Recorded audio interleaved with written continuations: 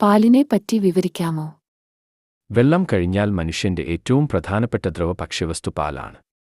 പോഷകങ്ങളും മാംസ്യവും വിറ്റാമിനുകളും ആവശ്യത്തിന് ജലാംശവും അടങ്ങിയിട്ടുള്ളതും ഇത്രയ്ക്ക് ലാളിത്യം ഉള്ളതുമായ മറ്റൊരു ഭക്ഷ്യവസ്തു വേറെ ഇല്ലെന്നു പറയാം. വളരെയധികം ഊർജ്ജം അടങ്ങിയിട്ടുണ്ട് പാലിൽ.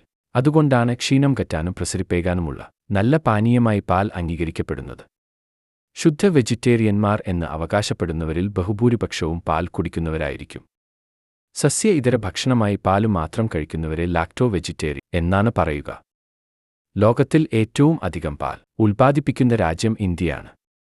ഇന്ത്യയിൽ ഏറ്റവും അധികം ഉപയോഗിക്കുന്നത് എരുമപ്പാലും പശുവിൻ പാലുമാണ്. രാജസ്ഥാനിലും ഗൾഫിലുമൊക്കെ ഒട്ടകപ്പാലും ഉപയോഗിക്കുന്നുണ്ട്. എങ്കിലും പാൽ എന്ന് പറയുമ്പോൾ സാധാരണഗതിയിൽ നാം ഉദ്ദേശിക്കുന്നത് പശുവിൻ പാലാണ്. മൃഗങ്ങൾ പാലുൽപ്പാദിപ്പിക്കുന്നത് മനുഷ്യർക്ക് കുടിക്കാൻ വേണ്ടിയല്ല, അവയുടെ കുഞ്ഞുങ്ങൾക്ക് കുടിച്ചു വളരാൻ വേണ്ടിയാണ്.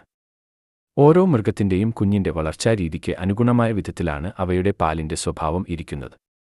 പശുവിൻ പാലിനേക്കാൾ കൊഴുപ്പ് കൂടിയതാണ് എരുമപ്പാൽ. തിമിംഗലത്തിൻ്റെ പാലിൽ വളരെയധികം കൊഴുപ്പും മാംസ്യവുമുണ്ട്. മുയലിൻ്റെ പാലിലെ പ്രോട്ടീനിൻ്റെ അളവ് വളരെ കൂടുതലാണ്.